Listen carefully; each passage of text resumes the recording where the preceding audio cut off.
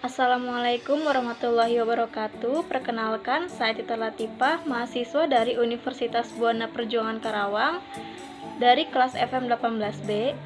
Saya akan menyampaikan jurnal tentang pengaruh pemberian rebusan daun kelor terhadap kadar gula darah pada penderita DM tipe 2 di Kelurahan Bangkinang, Kota Wilayah Kerja Puskesmas tahun 2017. Sebelum menuju pembahasan utama, saya ingin mengucapkan terima kasih kepada penulis, yaitu Ibu Yeni Safitri, dosen Fakultas Ilmu Kesehatan, Program Studi Keperawatan, Universitas Pahlawan. Selanjutnya masuk ke pendahuluan.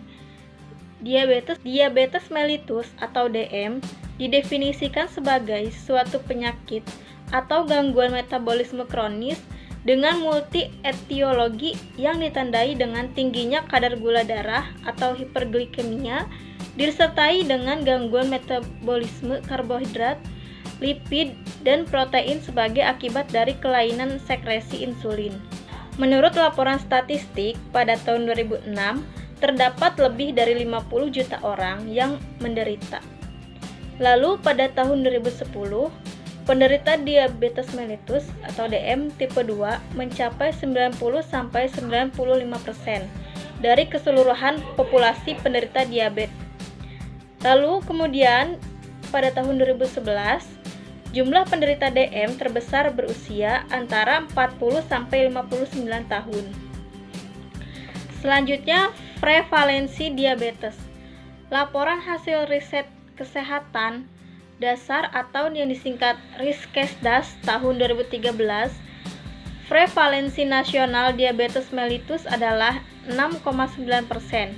Sebanyak 13 provinsi mempunyai prevalensi diabetes mellitus di atas prevalensi nasional, yaitu salah satunya di Riau dengan prevalensi 10,4. Tanaman herbal sebagai anti diabetes. Pada abad ini telah banyak digunakan ekstrak dari sumber tanaman atau organ binatang untuk pengobatan berbagai jenis penyakit. Jenis tanaman obat yang terbukti berkhasiat jumlahnya sangat banyak. Salah satunya tanaman obat yang digunakan sebagai obat tradisional untuk menurunkan kadar glukosa darah adalah tanaman Moringa oleifera Lam yang dikenal dengan nama kelor atau daun kelor. Berikutnya yaitu daun kelor. Daun kelor sendiri mengandung antioksidan seperti flavonoid, vitamin A, vitamin E, vitamin C, dan juga mengandung selenium yang membantu kadar glukosa darah. Kandungan senyawa flavonoid dalam bentuk terpenoid dalam daun kelor sangat efektif dan lebih aman dalam penurunan kadar gula darah. Berikutnya yaitu metode penelitian. Selanjutnya yaitu desain penelitian. Nah, di desain penelitian ini ada yang pertama ruang penelitian, yaitu jenis penelitian ini menggunakan metode pra-eksperimen dengan rancangan one group pre-test post-test. Selanjutnya yang kedua ada waktu dan lokasi penelitian. Penelitian ini dilaksanakan pada tanggal 19 sampai 23 Juli tahun 2017. Adapun lokasi penelitian ini dilaksanakan di Kelurahan Bangkinang Kota, Wilayah Kerja Puskesmas Bangkinang Kota. Selanjutnya yaitu ada populasi dan sampel. Yang pertama yaitu kriteria sampel. Penderita penyakit diabetes mellitus tipe 2 dengan kadar gula darah kurang dari 200 sampai 300 mg per desiliter. Selanjutnya ada populasi dan sampel. Kriteria sampel yang pertama yaitu menderita penyakit diabetes mellitus tipe 2 dengan kadar gula darah kurang dari 200 sampai 300 mg per desiliter.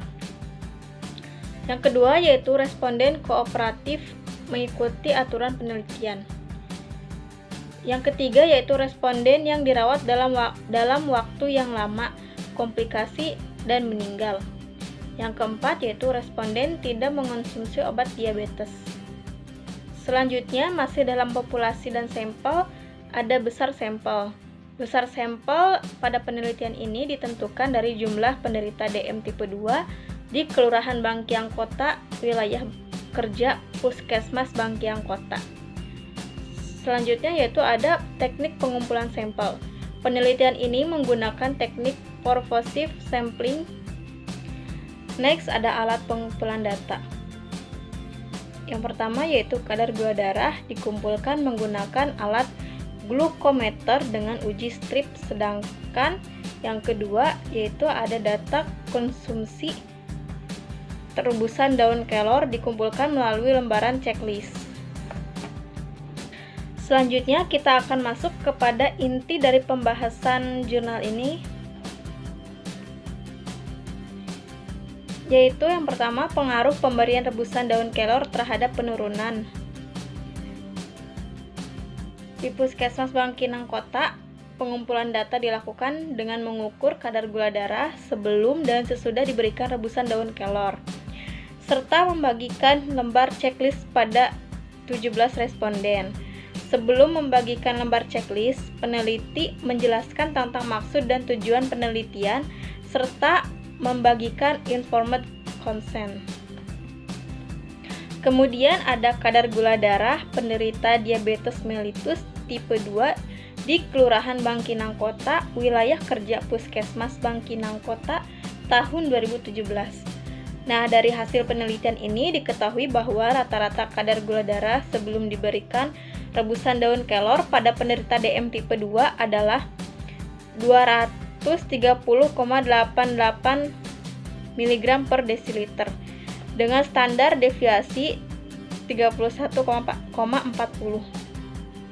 Sedangkan setelah diberikan rebusan daun kelor adalah 159,47 mg per desiliter dengan standar deviasi 26,15. Setelah dilakukan analisis, diperoleh hasil rata-rata penurunan kadar gula darah yaitu 71,41 mg per desiliter dengan standar deviasi 40,77.